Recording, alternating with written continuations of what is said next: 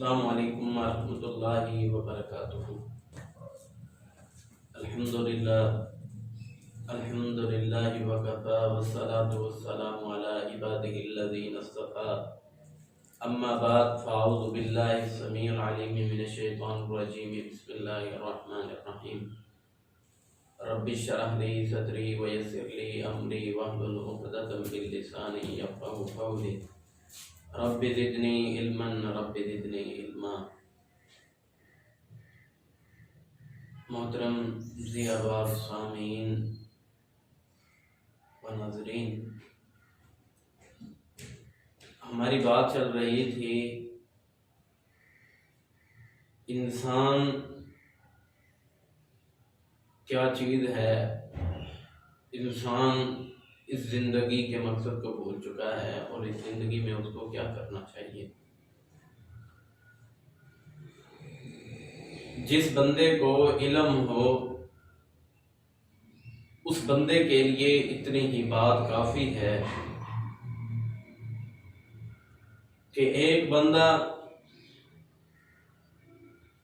اگر علم والا نہیں، اس کا کسی سے جھگڑا ہوتا ہے تو وہ شور مچاتا ہے، اور دوسرا جو صاحب علم اگر کسی سے جھگڑا ہو جائے تو وہ شور نہیں مچاتا بلکہ اپنے شعور کے بل بولتے وہ خاموش رہتا ہے۔ شور اور شعور کے درمیان صرف عین کا فرق ہے، اور شور اور شعور کو فرق کرنے والی چیز عین ہے، اور علم کا پہلا جو حرف ہے وہ بھی عین ہے۔ اس بات سے پتہ لگتا ہے کہ اہل علم لوگ شور نہیں کیا کرتے، ان کو شعور ہوتا ہے۔ اب یہ شعور کیسے حاصل کرنا ہے؟ اس شعور کو حاصل کرنے کے 3 ذرائع اللہ تعالیٰ نے بنائے ہیں۔ ایک ایسا ذریعہ ہے کہ جو ہم اپنے حواس کے ذریعے جس کو معلوم کرتے ہیں۔ مثال کے طور پہ ہم نے کوئی چیز اٹھانی ہے، کوئی کتاب اٹھانی ہے تو ہم اپنے ہاتھ کے ساتھ اس کو اٹھائیں گے۔ تو ہم جب ہاتھ کے ساتھ کتاب کو اٹھائیں گے ہمیں پتہ لگے گا کہ ہم کتاب اٹھا رہے ہیں، کوئی چیز اٹھا رہے ہیں۔ آنکھیں کام دیں گی کہ یہ کون سی کتاب ہے، دیکھے گی، تصویر بنائے گی کہ یہ سبز رنگ کی کتاب ہے، نیلے رنگ کی کتاب ہے، لال رنگ کی کتاب ہے، یہ کس مکتبے کی ہے۔ یہ تمام تصویر بنا کے دماغ کو دے گی، اور پھر دماغ کا کام کیا ہے، وہ فوراً یہ بات بتا دے گی کہ یہ کتاب دینی ہے یا دنیاوی۔ جب انسان کتاب کو کھولے گا اور دیکھے گا تو اس کو پتہ لگ جائے گا کہ یہ اردو کی کتاب ہے، انگلش کی کتاب ہے، فزکس کی کتاب ہے، کیمسٹری کی کتاب ہے، یہ بایو کی کتاب ہے، یہ کمپیوٹر کی کتاب ہے۔ تو جب انسان کسی دوسری دینی کتاب کو کھولے گا، قرآن مجید کو کھولے گا، صحیح بخاری شریف کو کھولے گا، ترمذی شریف، ابن ماجہ، ابو داؤد، نسائی، بلوغ المرام، مشکات، جب ان کو کھولے گا پتہ لگ جائے گا کہ انسان کس کتاب کو کھول رہا ہے اور کیا پڑھنا چاہتا ہے۔ تو انسان اپنے ہاتھوں کے ذریعے سے بھی چیز کو اٹھاتا اسے علم ہوتا ہے، آنکھوں سے دیکھتا ہے تو بھی اسے علم ہوتا ہے، دماغ کے ذریعے سوچتا ہے تو بھی اسے علم ہوتا ہے۔ یہ پہلا ذریعہ ہے علم کو حاصل کرنے کا، حواس کے ذریعے۔ حواس کے ذریعے علم حاصل کیا جاتا ہے۔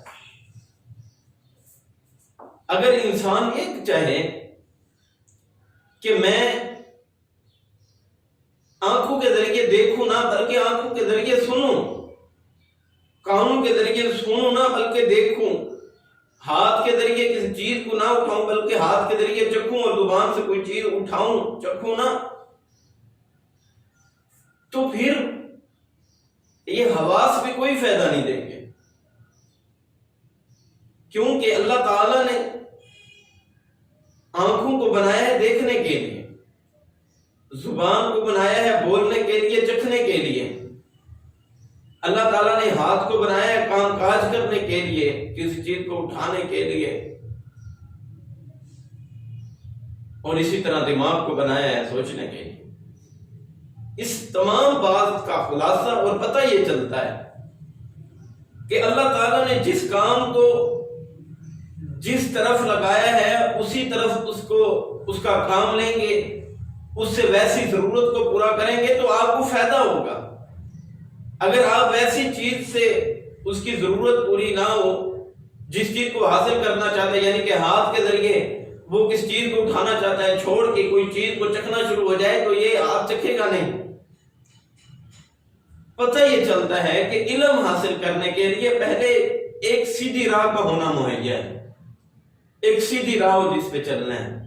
اگر بندہ جانا ہے فیصل آباد کی طرف، جانا ہے لاہور کی طرف، جانا ہے دوسرے مختلف علاقوں کی طرف، بندہ آنکھیں بند کر کے سفر کرنا شروع کر دے، اپنے بس اڈے پہ چلا جائے، آنکھیں بند کر کے جو گاڑی آئے بیٹھ جائے، جانا لاہور ہوگا، وہ گاڑی کراچی کی ہوگی یا کراچی جا کے پہنچے گا، جب آنکھیں جا کے کھولے گا میں نے تو لاہور جانا تھا، یہ تو میں کراچی پہنچ گیا ہوں۔ تو اس سے پتہ یہ چلتا ہے آنکھیں بند کر کے نہیں چلنا، علم کی دولت کو حاصل کرنا ہے، شعور کو حاصل کرنا ہے تو پھر آنکھیں کھول کے دماغ کے ذریعے سوچ کے حواس خمسہ کو جس طرح اللہ نے بنایا ہے، جس ضرورت کے لیے بنایا ہے، اس ضرورت کے تحت اس کو استعمال کریں گے تو پھر یہ تمام چیزیں ہمیں فائدہ دیں گی۔ یہ پہلا سبب ہے علم کو حاصل کرنے کا حواس کے ذریعے، اور دوسرا سبب علم کو حاصل کرنے کا وہ عقل ہے، اور عقل کے ذریعے بندہ سوچ و بچار کرتا ہے، سوچتا ہے یار یہ عبارت لکھی ہوئی ہے، اس کا ترجمہ کیا ہے، اس کی تفسیر کیا ہے۔ بندہ کسی انگلش کی کتاب کو پڑھتا ہے، کسی پوئم کو یاد کرتا ہے تو اپنے دماغ میں بٹھاتا ہے۔ اگر کسی کو اسکول اور کالجز میں ایسا ہوتا ہے کہ کسی کو کوئی سمری یاد نہیں ہو رہی، کسی کو کوئی ایسے یاد نہیں ہو رہا، کسی کو کوئی پوئم یاد نہیں ہو رہی، تو استاد یہ کہتا ہے کہ یار تیرے اندر دماغ نہیں ہے۔ کیا مانا کہ علم کے لیے بستہ اٹھا کے لا کے سکول تک لانا کافی نہیں ہے، حواس خمسہ کو استعمال کیا، سکول آ گئے ہیں، مدرسے میں آ گئے ہیں، لیکن پھر اس کے بعد اپنی عقل کو بھی ٹھیک طریقے سے استعمال کرنا ہے۔ عقل کو کیسے استعمال کرنا ہے کہ پورے انہماک کے ساتھ، پوری توجہ کے ساتھ آپ اس سبق کو پڑھیں جب استاد پڑھا رہا ہو، اور جب استاد پڑھا رہا ہو تو آپ اسے غور سے سنیں اور فوراً بات اسے دہرا لیں، تو آپ کو 2 منٹ لگیں گے، سبق یاد ہو جائے گا۔ اگر آپ چھوڑ کے اپنے گھر میں یاد کرنا شروع کر دیں، آپ کو آدھا گھنٹہ لگے گا، آپ پھر رات کو جا کے یاد کریں پھر آپ کو گھنٹہ لگے گا، اس طرح پھر دن بڑھتے جائیں گے اور علم ختم ہوتا جائے گا۔ عقل کے ذریعے بھی بندہ علم کو حاصل کرتا ہے۔ اب انسان کی عقل اور جانور کی عقل، ان میں کیا فرق ہے کہ اللہ تعالیٰ نے انسان کے بھی حواس خمسہ بنائے ہیں، جانوروں کے بھی حواس خمسہ بنائے ہیں۔ جس طرح انسان کو گرمی محسوس ہوتی، سردی محسوس ہوتی ہے، اس طرح جانوروں کو بھی سردی اور گرمی ان کو بھی محسوس ہوتی ہے۔ تو ایک بھینس کو دیکھیں، ایک بیل کو دیکھیں، جب قربانی کے موقع پہ ہم جانور کو ذبح کرتے ہیں تو بیل کے سر سے اتنا بڑا دماغ نکلتا ہے، اتنا زیادہ دماغ ہوتا ہے، جبکہ انسان کا دماغ صرف چھوٹا سا ہے۔ چاہیے تو یہ تھا کہ اس کی عقل بڑی ہے، اس کا سر بڑا ہے، جس طرح مثال مشہور ہے عقل بڑی ہے یا بھینس۔ حضرات عقل بڑی ہے، بھینس کا بڑا ہونا، یہ بھیجے کا بڑا ہونا ضروری نہیں ہے، بلکہ عقل کے استعمال کو ہونا ضروری ہے۔ اگر بندہ اس عقل کو استعمال کرے تو انسان ہے، اگر عقل کو ٹھیک طریقے کے ساتھ انسان استعمال نہ کرے تو پھر وہ ایسے ہے جیسے وہ ہے انسان لیکن اس کا دماغ جو ہے وہ جانوروں کی طرح، وہ استعمال ہی اس چیز کو نہیں کرتا۔ تو یہ بھیجا، یہ دماغ، اس کو استعمال کرنا ضروری ہے۔ ضروری نہیں کہ دماغ بڑا ہوگا تو پھر فائدہ دے گا، اگر چھوٹا ہوگا تو پھر کوئی کسی چیز کا کوئی فائدہ نہیں دے گا۔ حضرات چھوٹی چھوٹی چیزوں کو غور کریں اور دیکھیں کہ اللہ تعالیٰ نے کیسے بنایا۔ اب دیکھیں انسان کی آنکھ چھوٹی ہے، جانور کی آنکھ بڑی ہوگی، بیل کی آنکھ بڑی ہے، اسی طرح دوسرے جانوروں کی آنکھیں دیکھیں، ان کی بڑی بڑی آنکھیں ہیں۔ کوئی ایسی مخلوق ہے جن کی چھوٹی چھوٹی آنکھیں ہیں، درمیانی ہیں، بڑے سائز کی ہیں۔ اب ایک بھینس کی آنکھ ہے تو انسان کی آنکھ اس کے مقابلے میں چھوٹی ہے، لیکن انسان کی آنکھ نے جو کام دنیا کے اندر کر دیے ہیں، جو انسان کی عقل نے دنیا کے اندر کام کر دیے ہیں، ایسا بھینس کے دماغ کے اندر سوال ہی پیدا نہیں ہو سکتا۔ انسان کے دماغ نے کیا کیا ہے، انسان کی سوچ اور وچار نے کیا کیا ہے، اس نے اپنے حواس خمسہ اور عقل کے ذریعے ہوائی جہاز ہواؤں میں اڑا دیے ہیں، سمندر کی موجوں میں بحری جہاز چلا دیے ہیں، جدید آلات، جدید مشینریاں۔ پہلے زمانے میں تو ایک خط کو بھیجنے کے لیے کئی دن لگ جاتے تھے، مہینے لگ جاتے تھے، گھوڑوں پہ سفر ہو رہا ہے، اونٹوں پہ سفر ہو رہا ہے، لیکن ایسا ایسا ترقی آتی گئی، انسان نے اپنی عقل کو استعمال کیا، اللہ کی رحمتیں برسی، انسان نے جدید آلات تیار کیے، کئی دنوں کے سفر کو، کئی مہینوں کے سفر کو دنوں میں تبدیل کر دیا، اور دنوں کے سفر کو گھنٹوں میں تبدیل کر دیا، اور گھنٹوں کے سفر کو سیکنڈوں میں تبدیل کر دیا۔ پہلے ہم پاکستان سے جو لوگ حج کرنے کے لیے جاتے تھے، پہلے کتنا پہلے ان کو جانا پڑتا تھا، اب صرف 4-4.5 گھنٹوں میں بندہ سکون کے ساتھ پاکستان سے اپنا سعودی عرب پہنچ جاتا ہے۔ انسان نے اتنی زیادہ ترقی کی ہے صرف عقل کی سوچ ٹھیک ہونے کی بنا پہ، سیدھے راستے کے ہونے کی بنا پہ۔ اگر انسان اس عقل کا صحیح استعمال نہ کرے تو انسان کی عقل ایسی ہے جیسے بھینس کی عقل ہے، اپنی عقل سے فائدہ لے۔ اگر آپ اپنی عقل سے صحیح فائدہ نہیں لے رہے تو آپ سمجھے کہ ہم انسان اور حیوان کے درمیان کیسے فرق کریں گے۔ جانور کے اندر بھی دل موجود ہے، جگر موجود ہے، پھیپھڑے موجود ہیں، رگیں موجود ہیں، خون موجود ہے، آنکھیں ہیں، ان کے بھی کان ہیں، ان کے بھی زبان ہے، لیکن وہ اتنی بڑی زبان ہونے کے باوجود، اتنی بھاری زبان ہونے کے باوجود، بڑی ہونے کے باوجود وہ بول نہیں سکتی، جبکہ انسان کی چھوٹی سی زبان ہے، انسان کئی طرح کی بولیاں بول رہا ہے، کوئی اردو میں بات کر رہا ہے، کوئی پنجابی میں بات کر رہا ہے، کوئی انگلش میں بات کر رہا ہے، کوئی عربی میں بات کر رہا ہے، کوئی پشتو میں بات کر رہا ہے، کوئی بلوچی میں بات کر رہا ہے، کوئی سرائکی میں بات کر رہا ہے۔ تو یہ ایک زبان ہے، اللہ نے ہماری زبان بھی وہ بنائی ہے، اہل عرب کی زبان بھی وہ ہے۔ اور پاکستان کے اندر دیکھ لیں کتنی زبانیں بولی جاتی ہیں، کتنی زبانیں ہیں جو بولی جاتی ہیں، زبان ایک ہے لیکن ان کا لہجہ، ان کی آواز، ان کی ترنم علیحدہ علیحدہ اور مختلف ہے۔ یہ رب کی رحمت ہے، الرحمن علم القرآن، یہ ہے رحمان کی قدرت۔ اپنی عقل کو ٹھیک طریقے سے استعمال کرو، انسان بن کے زندگیاں بسر کرو، اور یاد رکھنا اگر انسان بن کے زندگی بسر نہ کی، اپنے آپ کو حلال کے دائرے کے اندر نہ لا کے رکھا، تو اس کے لیے ایک حدیث سنانا چاہتا ہوں۔ صحیح بخاری کے اندر 2085 نمبر حدیث ہے۔ رسول اللہ صلی اللہ علیہ وسلم جب اللہ تعالیٰ نے معراج پہ بلوایا تو جب بیت المقدس میں پہنچے، تو جب وہاں گئے تو جا کے دیکھا کہ ایک آدمی ایسا ہے کہ جو ایک بہت بڑی خون کی نہر ہے، اس کے اندر ڈبکیاں لگا رہا ہے، کبھی نکل رہا ہے، باہر آنا چاہتا ہے، ایک فرشتہ کھڑا ہے، وہ اس کے سر کے اوپر ایک بڑا زوردار ہتھوڑا مارتا ہے، یہ دوبارہ اس نہر کے اندر ڈبکیاں مارنا شروع کر دیتا ہے۔ یہ کون سا بد نصیب لوگ ہیں؟ حضرت جبرائیل علیہ السلام سے پوچھا کہ یہ کون سا بد نصیب بندہ ہے؟ فرمایا کہ یہ ایسا بندہ ہے جو دنیا میں رہتے ہوئے حلال نہیں کھاتا تھا، جو سود کھاتا تھا۔ اپنی آخرت کو بھی یاد کریں، انسان بن کے زندگی بسر کریں، زندگی گزارنے کا ایک اصول ہے، لقد کان لکم فی رسول اللہ اسوۃ حسنہ، ایسے زندگی کا گزارو جس طرح میرے پیغمبر جناب محمد رسول اللہ صلی اللہ علیہ وسلم نے زندگی گزاری ہے، ایسی زندگی گزارے تو پھر فائدہ ہوگا۔ صحیح بخاری میں روایت موجود ہے، جناب محمد رسول اللہ صلی اللہ علیہ وسلم نے صحابہ کرام کو قبر کی ہولناکیوں کے بارے میں بتایا تو صحابہ کرام کی ہچکیاں بھر گئی، رونے شروع ہو گئے۔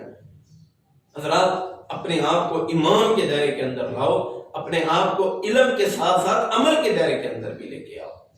اگر علم ہے عمل نہیں تو علم کا کوئی فائدہ نہیں، اگر عمل ہے علم نہیں ہے تو پھر کیا فائدہ ہے؟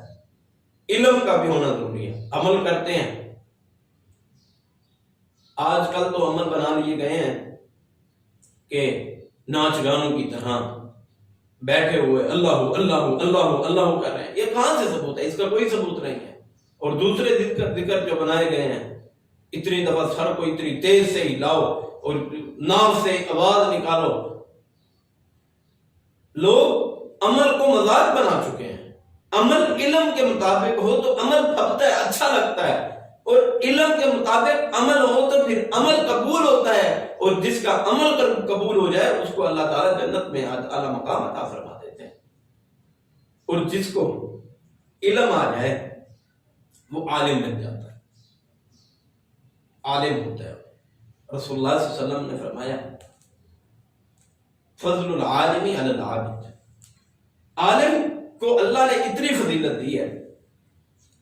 ایک حدیث میں ہے کہ ایک عابد ساری رات نفل و نوافل پڑھتا رہے، عبادتیں کرتا رہے، ذکر و اذکار کرتا رہے، قرآن مجید کی تلاوتیں کرتا رہے، اور ایک اللہ تعالیٰ کا عالم، علم کا آدمی جس کو علم ہے قرآن و حدیث کا، وہ رات کو سکون کے ساتھ سو گیا ہے، اللہ تعالیٰ اس کا سونا بھی عبادت بنا دیتے ہیں۔ اور ایک حدیث میں ہے کہ اس عابد سے یہ عالم افضل ہے، فضل العالم علی العابد، یہ حدیث ہے کہ اللہ تعالیٰ نے عالم کو فضیلت دی ہے عابد کے اوپر، کہ عالم رات ساری سویا رہے، عابد عبادتیں کرتا رہے، پھر بھی عالم کا مقام جو ہے، علم والے کا مقام جو ہے وہ عابد سے زیادہ ہے۔ علم روشنی ہے، علم دولت ہے، علم خزانہ ہے، علم ہی شعور ہے۔ اگر علم نہیں تو پھر بندہ شور مچاتا رہے گا، اگر علم ہے تو پھر شعور کے ساتھ وہ خاموش رہے گا۔ اپنے آپ کو علم کے دائرے کے اندر لاؤ تاکہ آپ ایک اچھے انسان بن سکیں۔ اب یہ موقع ہے ہمارے پاس علم کو حاصل کرنے کا، کہ اب رمضان المبارک کی آمد ہے، تو ان ایام میں اپنے آپ کو تیار کر لیں کہ ہم نے قیام کرنا ہے، ہم نے غور و فکر کرنا ہے۔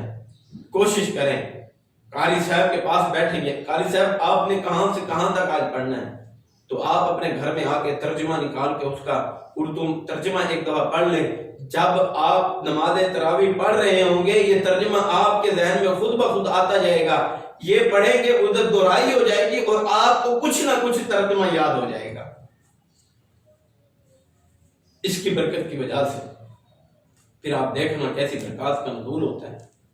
رمضان اس لیے نہیں آ رہا کہ سوئے رہو، رمضان آ رہا ہے علم کو جگانے کے لیے۔ رسول اللہ صلی اللہ علیہ وسلم جب رمضان المبارک آتا تو عبادتیں کثرت کے ساتھ کر سکتے ہیں، دیگر حدیثیں موجود ہیں۔ تو میری آپ سے یہ گزارش ہے کہ آپ اپنے گھروں کے اندر ایک بچہ کھول کے ترجمہ پڑھنے لگ جائے اور باقی پھر سارے پیچھے پیچھے دہرائیں، قرآن کو دہرائیں، تاکہ باقیوں کو بھی قرآن پڑھنا آ جائے، ترجمہ پڑھنا آ جائے۔ تو پھر دیکھنا اپنا سارا دن سوئے نہ رہے، بلکہ قرآن مجید کو لے لیں۔ آپ جتنا آپ سے ہو سکتا ہے، 5 لائنیں ہو سکتی ہیں، 7 لائنیں ہو سکتی ہیں، آپ ترجمہ پڑھیں، اسے یاد کریں، اور جب یاد کریں یہ کلاس اپنے گھروں کے اندر قائم کریں۔ جب یہ اپنے گھروں کے اندر آپ کلاس کو قائم کریں گے، یہ علم کی محفل، یہ قرآن کی محفل جب ہوگی، پھر دیکھنا اللہ تعالیٰ کی رحمت اور رحمتوں کے مہینوں میں آپ پر برکتوں کا نزول کیسے ہوتا ہے۔ ایسے بنے اللہ کو اللہ تمہیں پسند کرنے لگ جائے۔ حضرات ذی احباب، اپنے آپ کو ایمان کے دائرے کے اندر لے آئیں اور اپنے آپ کو علم کے دائرے کے اندر لے آئیں۔ آسمانوں سے کتابوں کا نزول ہوا، زمین سے بھی اللہ تعالیٰ نے ایسے ایسے علم انسان کو بتلائے، ایسے ایسے اللہ تعالیٰ نے خزانے انسان کو عطا کیے جو انسان کی عقلیں پہلے لوگوں نے کبھی سوچا تک بھی نہ تھا۔ پہلے لوگوں کو کیا پتا تھا نیچے سے پٹرول نکلنا ہے، نیچے سے کوئلہ نکلنا ہے، گیس نکلنی ہے، یہ نہیں پتا تھا۔ آج پتا لگا اس بات کا۔ یہ کیسے پتا لگا ہے؟ عقل کے ذریعے، اپنے حواس خمسہ کے استعمال کے ساتھ ساتھ دوسرا ذریعہ عقل ہے، عقل کا ٹھیک استعمال کرنا ہے۔ بعض لوگوں نے اس عقل کے بل بوتے اپنے دین کو بنا لیا ہے، اپنے مذہب کو بنا لیا ہے۔ جامعہ کو دیکھ لیں، ماتریدیہ کو دیکھ لیں، اور دوسرے کئی لوگ جنہوں نے اپنی عقل کے بل بوتے دین کو تبدیل کر دیا ہے۔ اپنے عقل کو ٹھیک استعمال کریں، جس طرح قرآن کہتا ہے، جس طرح حدیث کہتی ہے وہ بات ٹھیک ہے، بس باقی جو کچھ بھی کہتا رہے کسی کی بات نہیں مانتی۔ اور یاد رکھنا، تیسرا ذریعہ علم کو حاصل کرنے کا وہ وحی ہے، وہی منظم من اللہ ہے، وہ قرآن ہے، وہ حدیث ہے۔ انسان کے حواس خمسہ بھی دھوکہ کھا سکتے ہیں، انسان کی عقل بھی دھوکہ کھا سکتی ہے، لیکن وہی اللہ تعالیٰ کا قرآن اور حدیث جو ہے یہ بالکل غلط نہیں ہو سکتا، اس میں غلطی کا شائبہ بھی نہیں ہو سکتا۔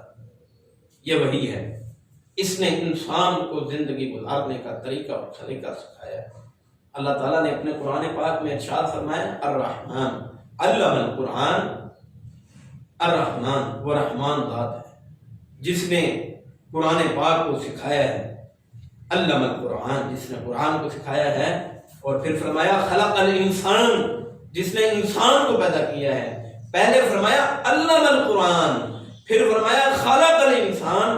اب سوال یہ ہے کہ جب انسان پیدا ہی نہیں ہوا تو علم القرآن کس کو سکھایا ہے؟ قرآن۔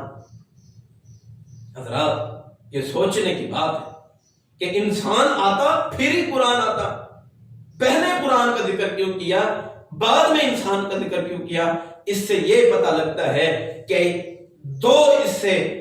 دو باتوں کا پتہ لگتا ہے کہ انسان کو پیدا کرنے سے پہلے بھی یہ کلام موجود تھا۔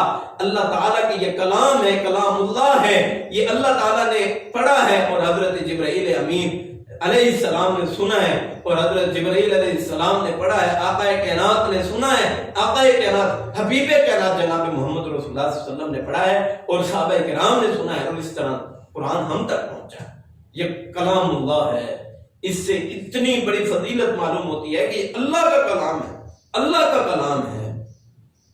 اور دوسری بات کہ اللہ تعالیٰ نے اس علم کی فضیلت بیان کی ہے، اس علم کا مقام بیان کیا ہے کہ علم القرآن، کہ انسان تجھ سے افضل جو ہے یہ قرآن ہے، یہ حدیث ہے۔ اگر تو اس کو بلے باندھے رکھے گا، اگر علم القرآن کو سیکھے گا، پڑھے گا، غور و فکر کرے گا، خلق الانسان، تو پھر تجھے میں نے پیدا کیا ہے انسان بنا کے، تو پھر تو قرآن کے دائرے میں چلے گا، اللہ تجھ پہ اپنی رحمتوں کا نزول فرمائے۔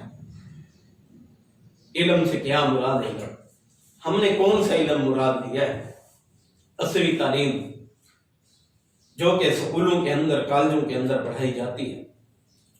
اب دیکھیں کہ سکولوں کے اندر ابتدائی کلاسیں، اب تو شروع سے ہی 4-5 سال بچے کو 1 کلاس میں آتے تک 4-5 سال لگ جاتے ہیں۔ پہلے تو کچی پکی ہوتی تھی، اب کچھ اور ہی بنا دیا گیا ہے۔ 1 کلاس تک آتے بندے کو 3-4 سال لگ جاتے ہیں، اور پھر میٹرک کرتے تقریباً 15 سال کا 14 سال کا عرصہ ایک بچے کو میٹرک تک آتے آتے لگ جاتا ہے، لیکن اس کے پاس علم کیا ہوتا ہے، اس کے پاس عصری تعلیم کیا ہوتی ہے؟ صرف یہ رٹے کے بل بوتے چل رہا ہوتا ہے، اسے پتہ نہیں ہوتا۔ جو سکولوں اور کالجوں میں پڑھتے ہیں، میری ان سے بھی یہ گزارش ہے کہ اس کو بھی علم سمجھ کے پڑھیں۔ یہ بھی علم ہے، اس علم کے ذریعے ہی تو انسان نے بڑی بڑی مشینریوں کو تیار کیا، اس علم کے ذریعے ہی انسان نے بڑے بڑے دنیا کے اندر کرشمے دکھائے، یہ بھی علم ہے۔ اسی علم نے انسان کو ڈاکٹر بنایا، انگلش پڑھی ہے تو ڈاکٹر بنایا، تجربات کیے، انجینئر کیسے بنایا، یہ عصری تعلیم حاصل کی ہے تو بنایا، مکان کے نقشے، سڑکوں کے نقشے کیسے بنا رہا ہے، اس نے عصری تعلیم حاصل کی ہے۔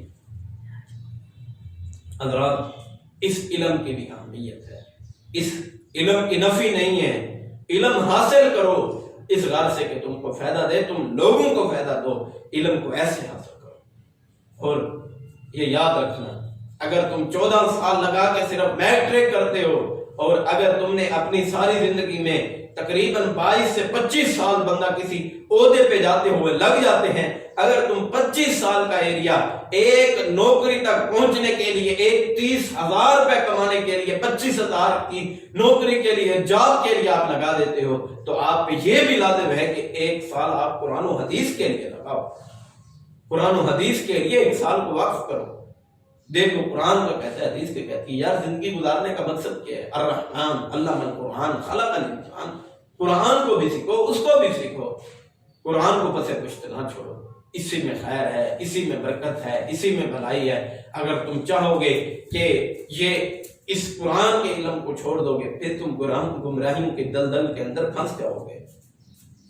آؤ، یہ ایسا علم ہے کہ جو علم ہمیشہ باقی نہیں رہے گا، یہ علم ایک دن ختم ہو جائے گا۔ صحیح بخاری میں رسول اللہ صلی اللہ علیہ وسلم کا فرمان ہے، فرمایا رسول اللہ صلی اللہ علیہ وسلم نے ان یرفع العلم، کہ ایک دن علم اٹھا لیا جائے گا۔ اور یہاں سے العلم اور الف لام، علم کے اوپر الف لام جب آ جائے، یہ گرامر کا اصول ہے، یہ نحو کا ایک اصول ہے کہ جب کسی چیز پہ الف لام آ جائے تو اس سے خاص چیز مراد ہوتی ہے، اور یہاں سے العلم سے مراد وہ قرآن کا علم ہے، وہ حدیث کا علم ہے، اور یہ ایک دن یہ علم ختم ہو جائے گا۔ آج دیکھ لیں مدارس، کتنے بڑے مدارس ہیں، اللہ ماشاءاللہ جن میں تعداد اچھی ہے، لیکن اکثر مدارس کے اندر تعداد ہی نہیں ہے، جبکہ مدارس والے کھانا بھی خود دیتے ہیں، استادوں کے خرچے بھی اٹھاتے ہیں،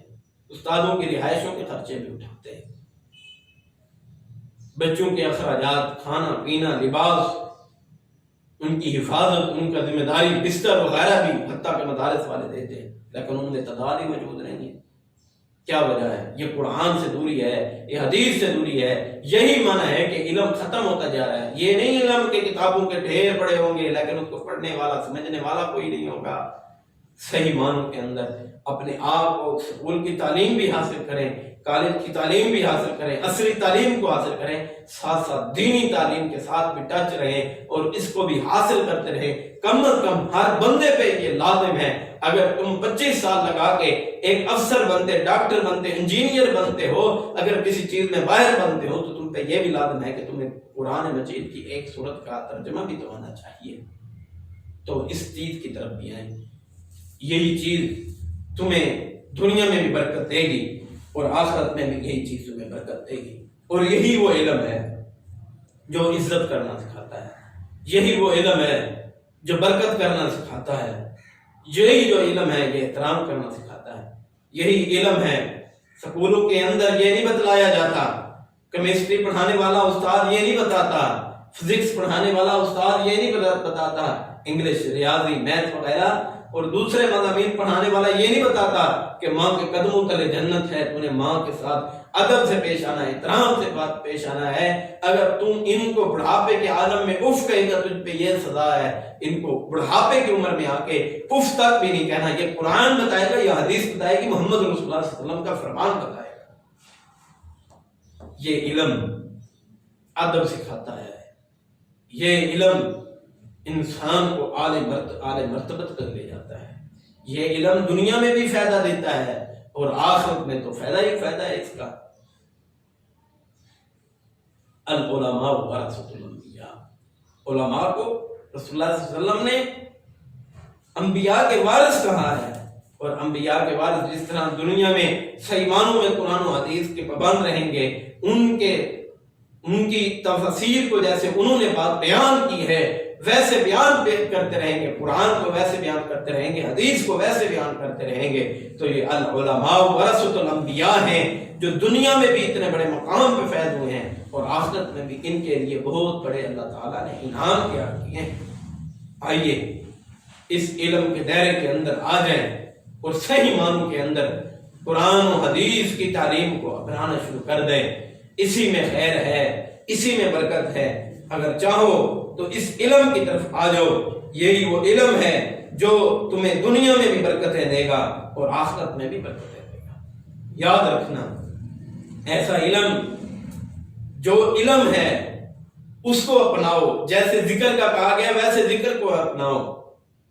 فَاذْكُرُوا كَمَا عَلَّمَكُمْ، صحیح بخاری کی روایت ہے، جیسے تمہیں یہ علم سکھایا گیا ویسے یہ علم آگے پہنچاؤ، ویسے یہ علم آگے بیان کرو، تو پھر یہ تمہیں علم فائدہ دے گا۔ اگر تم نے ویسے یہ علم بیان نہ کیا، اگر تم نے یہ ویسے علم کو آگے نہ پہنچایا، خیانت کی، تسلا نارا حامیہ، تو اس دن قیامت کے دن ایسے لوگ ہوں گے جن کو جہنم کا ایندھن بنایا جائے گا۔ یہی لوگ جس طرح آگ کا ایندھن آج پیٹرول ہے، لکڑیاں ہیں، اس دن کل قیامت کے دن انسان اور پتھر اس کا ایندھن ہوں گے۔ تو اس علم کو صحیح معنوں کے اندر حاصل کریں۔ اس علم کے لیے مشقتیں بھی اٹھانی پڑیں گی، اس علم کے لیے پریشانیاں بھی اٹھانی پڑیں گی، لیکن پریشان نہیں ہونا اس علم کو حاصل کرنے کے لیے۔